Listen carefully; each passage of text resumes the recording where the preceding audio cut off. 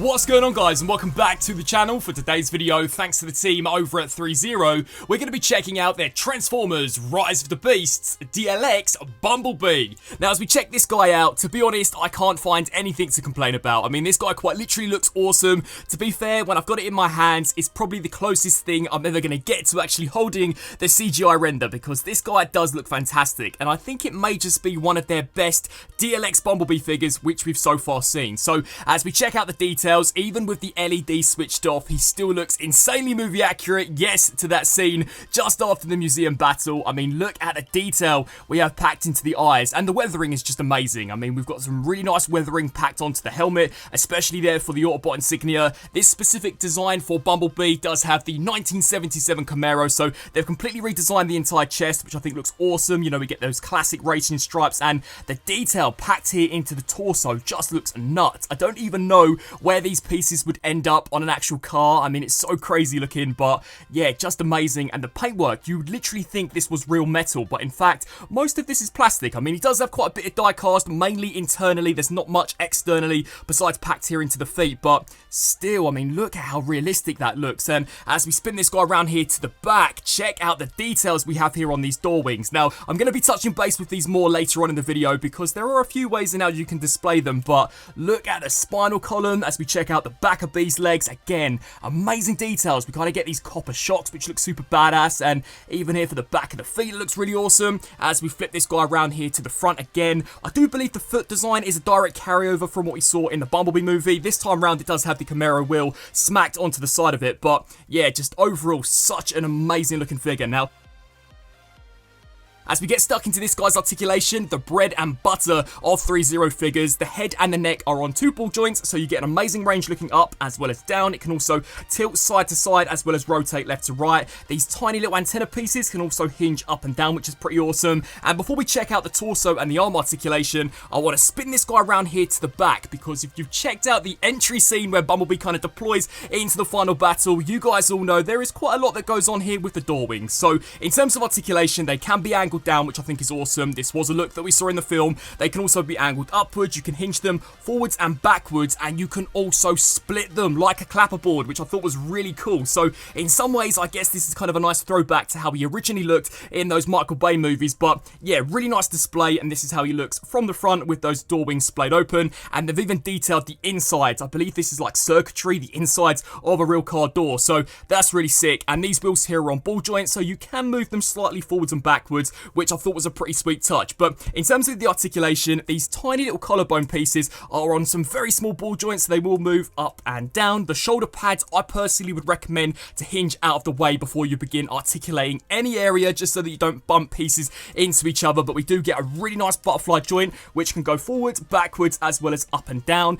In terms of the range of motion out of the shoulder, absolutely fantastic, especially coupled with that armpit joint. We also get a very nice bicep rotation. Of course, these can move forwards and backwards. There is a forearm swivel, which I think is cool, and honestly, I would recommend to rotate the forearm in this orientation when you are articulating the elbows, because these tiny little prongs are kind of fragile, and you definitely don't want to break them off. So rotate the arm this way, and bang, we do get a double jointed elbow, which I think looks pretty awesome. There's also a ball joint, and as you guys all know, I'm a huge fan of the engineering that Threezero continuously pack into the torso of their MDLX, DLX, and premium scale figures, and this guy is pretty sweet. So we do get a main waist joint, and in addition to that, the upper torso will also articulate, so that is a fantastic swivel left to right. It can also crunch forward to an extreme range, and once you do that, check this out, bang, it does reveal some additional spinal detail, which I just think looks so cool. I mean, check out those tiny little copper wires, and the same can even be said here for the front. If we take a look here at this area again, look at those tiny little wires, amazing detail.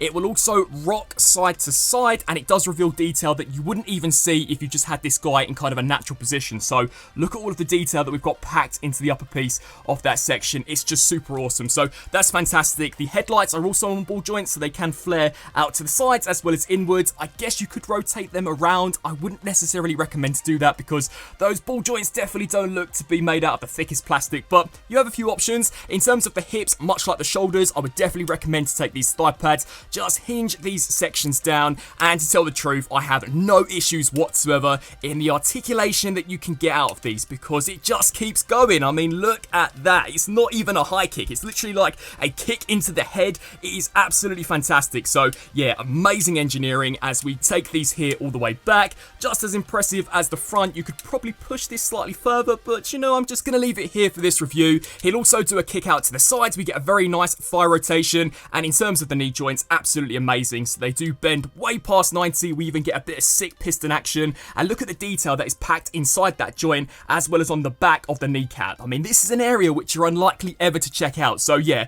great attention to detail. And in terms of the foot articulation, you are going to want to take this tiny little foot guard, hinge this section upwards, which does allow the foot itself to pivot backwards, to pivot forwards, left to right, as well as rotate the full 360. You can also take the toe, hinge this piece up, and the wheels are on double ball joints, so you can in some ways rotate them the full 360, as well as hinge them downwards and hinge them upwards. So overall, in terms of articulation, absolutely flawless, as well as detail. I mean, to go back to my previous point, this guy looks quite literally like he's jumped out of the movie and here into my review station. He is amazing. Now, in terms of the build quality, the plastic is fantastic. As I said previously, he does have a decent amount of die-cast packed within. I believe all of these DLX figures basically have complete die-cast internal skeletons, so that is where the majority of the weight is coming from. But there's also quite a lot of die-cast packed into kind of this area of the leg, which makes him incredibly well balanced. I mean, you can quite literally get this guy balancing on one leg with no problemo at all. Even if you've got him in a super dynamic pose, he's not going anywhere, so that's sick. And if I didn't mention previously, look at that. They even fully painted and detailed the base of Bumblebee's feet. So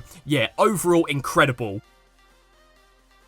Now, as we check out a few of this guy's accessories, this bee is stacked. So I guess technically this head sculpt does count as one of those, and much like all of the previous DLX figures, it does have an LED feature. So 2 AG13 batteries are packed inside, and in order to activate the light, you basically just smack this little Autobot crest and bang! Bumblebee is instantly brought back to life. And I think the improvement between the LEDs on this guy when in comparison to the original Volkswagen Bumblebee, which came out in 2019, is just amazing. I mean, there is actual detail behind the pupils, which just makes this guy 1,000 times more accurate to the movie. And as I said previously, it does quite literally look like I'm holding the actual CGI render of Bee based on Rise of the Beast. So that's fantastic. But in addition to the neutral face sculpt, we also get the battle mask face sculpt, and this is awesome. I mean, look at the detailing packed onto this, just as nicely done as the previous version. I mean, as we spin this piece here around to the back, they painted it just as nicely as the neutral one. I mean, even the back of the antennas are fully picked out in a super sick metallic silver. So yeah, fantastic looking sculpt. This is a little more interesting in terms of its LED function, because once you push the Autobot insignia once, they do illuminate blue, which is something that we did see in Transformers Rise of the Beasts, and that kind of honeycombed effect that we've got packed into the lens is just so cool. But if you push it a second time, bang, we also get the kill mode, which I believe is something more taken from the 2018 Solo movie than anything we saw in Rise of the Beast. But I mean, an added feature is definitely something I'm going to take, and it does look really awesome, especially coupled with Bumblebee's Stinger Blasters. And he doesn't just include one, he comes with two, much like we saw in the movie when he does kind of jump into that final battle. And these things are badass, especially in terms of their painting and detail, both of them equally as nicely detailed, and again, smack on to what we saw in the movie. But much like I mentioned in terms of the improvement between the lenses of the eyes when in comparison to the 2018 release, these Stinger Blasters also have one major improvement, and it's this time round they do illuminate. You know, previously it was always the premium scale figures that would have light up cannons, but with this DLX release, check this out. If you push the front of the barrel, bang, both of them do illuminate, and that is just so sick looking. I mean, look at that. The middle of the cannon lights up, as so do all of these pieces around. It does look pretty insane. Much like the head sculpts, 2 AG13 batteries do pack into the sides of each of these, and look at those racing stripes. So yeah, I mean, that's awesome. So glad to see them include two when in comparison to one, because I'm gonna be honest guys, Bumblebee with 2 blasters is an absolute force to be reckoned with, and with those kind of killer mode eyes, this guy does look insane. But much like some of the previous DLX figures, this guy also does include a pair of interchangeable hands.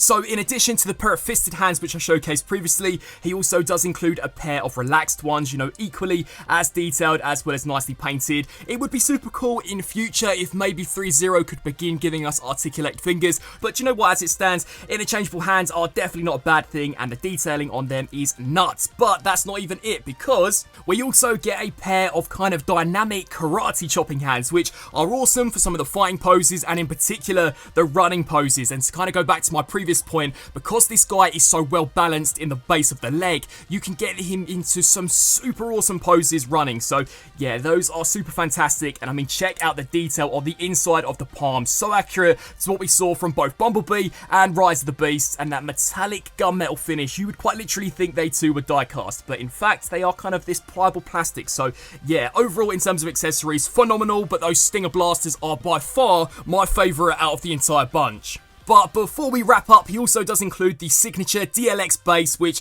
to be honest, I have found to use way more with this DLX Bumblebee, because in the movie we do see him kind of pull off quite a few aerodynamic poses, and this is fantastic for those. It's fully adjustable, much like we had from some of the previous ones, and does have that Transformers Rise of the Beast logo slapped on the base.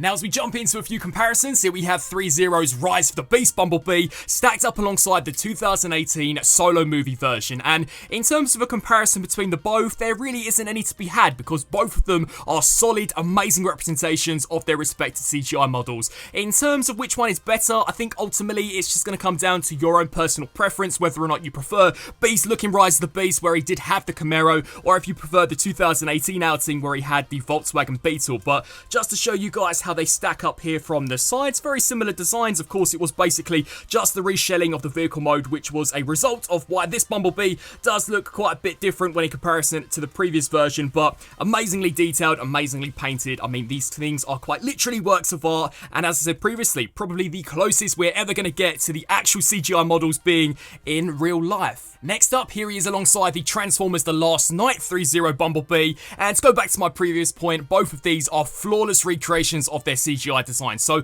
I can't really be critical of them in that regard. All I can say is that from my own personal experience, because the design from Rise of the Beast is slightly more simplistic when in comparison to the ones we saw from Michael Bay, it is a little more enjoyable to mess around and pose this guy when in comparison to this release, just because there are quite a few pieces which you're going to want to watch out for when you are posing this guy into some slightly more dynamic positions. But both of them looking absolutely flawless. I'd love to get your opinions down in the comment section below. Do you guys prefer the Michael Bay design for Bumblebee, or do you prefer how he appeared in Bumblebee and Transformers Rise of the Beasts? Personally, I think in terms of the head sculpt, it's a clear winner for me. Rise of the Beast / Bumblebee definitely has the better face sculpt. It's just way more appealing when in comparison to this, because as the years have progressed, this definitely does look slightly more horrifying and skeletal than how it originally appeared to me back in 2007 being a young child. I do just think this one looks slightly more appealing. Now, bringing in some of the slightly larger DLX figures, here we have B stacked up alongside the DLX Bumblebee movie Soundwave, and these are two designs which I'm desperately hoping that we can eventually see together in the same movie in a future Transformers film, because they do look badass. But as for now, this is more than gonna do, and yeah, they do just look incredible stacked up alongside each other. And talking of incredible, here we have the Bumblebee movie DLX Optimus Prime, and for the time being, these two look great, but I'm definitely holding out for that Rise of the Beast Optimus, as I think it does have the potential to maybe top what they did here with the B-Movie Prime, especially in terms of accessories. I mean, that future Prime is going to include the sick Energon blades, it's going to come with the axe, as well as the massive arm cannon that he had in the movie. So yeah, there is a potential that this B-Movie Optimus may be slightly inferior to the superior Rise of the Beast version. And just to nicely round things off, here we have Threezero's Bumblebee alongside a few Hasbro mainline Rise of the Beast figures. So first up, we have Studio Series Leader Class Terracon Scourge, Voyager Class Optimus Prime, and then finally the number 100 Deluxe Class Bumblebee. And so, wrapping up on this review for the Threezero Transformers Rise of the Beasts Bumblebee. Overall, another exceptional addition to the line. In terms of the detail and the painting, absolutely incredible, looks smack on to how B did appear in the latest live action movie. I think the articulation and the engineering is something which always gets me with these figures, because despite how accurate they look, this guy moves incredibly well. I mean, there are some pieces on him which you would never in a million years expect to articulate, yet he does it so seamlessly in almost every single pose pose that you pull off with this guy. He does just look incredible. Nothing looks ugly. None of the joints are too visible when you've got him in a pose at all. In terms of accessories, absolutely no issues at all. I mean, especially in the case of the Stinger blasters, great to see them not only include two, but both of them packed with LEDs, which is something I don't believe we've seen for a DLX figure up until this point. Previously, the past blasters, specifically with Bumblebee, have always just been static with no electronic function, so fantastic to see the exception here with Bee. What do you guys think of Threezero's Rise of the Beast Bumblebee? Again, massive thank you to Threezero for sending this here my way for a review. Let me know your thoughts down below, and until my next video, I'll see you then. Thanks for watching.